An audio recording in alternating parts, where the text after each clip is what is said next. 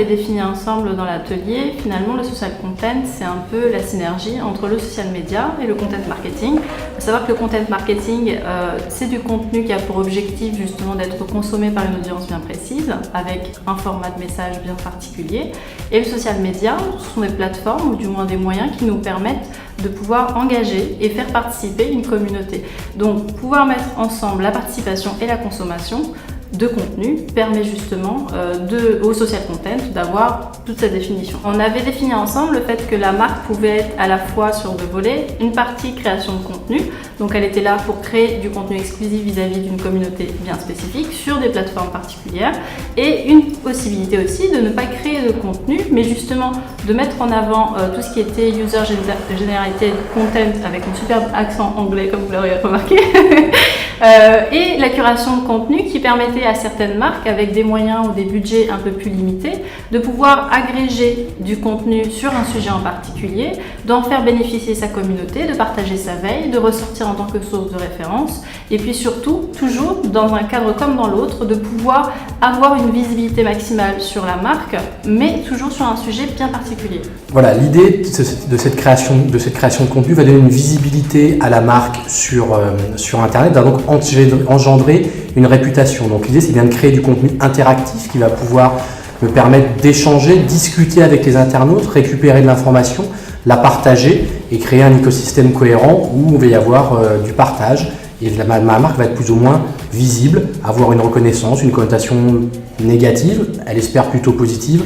pour ensuite pouvoir générer du business. En fait, là-dessus, les entreprises ont plutôt tendance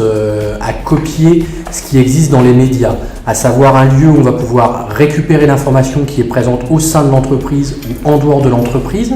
l'éditorialiser, ça veut dire choisir des sujets, choisir une façon de l'aborder, retravailler ces contenus en fonction du média qui va être utilisé. Donc on va être sur une approche plutôt multicanale, que je sois sur des médias sociaux, sur un site web, sur de la vidéo, même sur du print, et donc pouvoir retravailler ces contenus plus ou moins longs, plus ou moins courts, pour qu'ils s'adaptent aux médias et que le tout donne un ensemble cohérent et un discours unique à la marque plutôt que de faire de la démultiplication et quelque chose de plutôt désordonné. Le principal bénéfice à ne pas oublier, c'est finalement cette volonté que l'internaute aujourd'hui a de lui donner le sentiment qu'il est impliqué, qu'il est important pour une marque, qu'il n'est pas seulement un consommateur qui est là pour acheter, qui est là pour consommer un produit et racheter aussi fréquemment que se peut ce produit-là. Il est également quelqu'un qui est en capacité finalement de donner son opinion, de donner son avis et de participer. Aujourd'hui, toutes les plateformes que l'on voit qui sont autour du cofinancement, par exemple, ça va relativement loin et ça prouve cette envie que des consommateurs ont de se dire je suis tellement prêt et je crois tellement dans cette marque, dans ce produit, que je suis prêt à financer, à participer au financement du futur produit que je vais acheter. Donc ce sont des modèles différents dans la création de contenu, dans la création de services que les marques, que les plus grandes marques, c'est pas uniquement réservé à des startups, que les plus grandes marques doivent intégrer dans leur logique de création et de lancement de services. L'idée, c'est de trouver la meilleure expérience et de proposer la meilleure expérience, une expérience qui soit satisfaisante, quel que soit le support de vente, quel que soit le canal relationnel qui est mis à disposition avec le consommateur, mais une expérience qui reste personnalisée finalement. Chaque consommateur est différent et chaque consommateur attend qu'on lui parle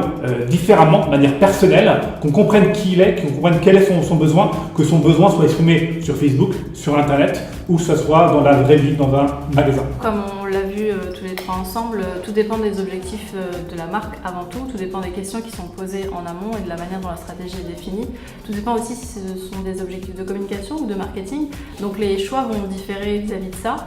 Par rapport à ces questions-là, on va ensuite voir quelles sont les plateformes qui correspondent le mieux aux objectifs, si c'est des objectifs de visibilité, de trafic, de référencement, et puis surtout l'audience visée. Donc tout dépend de votre cible. Si c'est une cible plus jeune, à ce moment-là, il y a des plateformes qui sont beaucoup plus dédiées. Si vous êtes sur du visual marketing, il y a des plateformes qui y sont associées, etc., etc. En fait, quand on parle du social media, il y a deux visions bien souvent qui sont antinomiques vues par l'entreprise. Soit la vision de plus je suis présent sur tous les supports, plus je couvre potentiellement des chances de couvrir l'audience que je vise. Et puis l'autre philosophie qui dit je me concentre sur un parce que j'aurai une force de frappe beaucoup plus grande.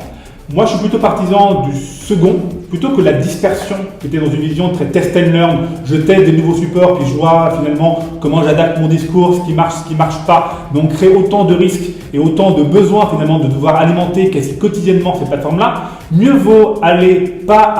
après pas et construire une maison en s'assurant que les fondations sont bonnes. Et c'est au fur et à mesure qu'on va construire les étages supplémentaires. L'idée, c'est pas de se dire, il faut que je construise tous les étages d'un coup, et puis je vois ce que je vais mettre dans ces étages-là. Il vaut mieux se dire, il faut que ces étages soient solides les uns après les autres.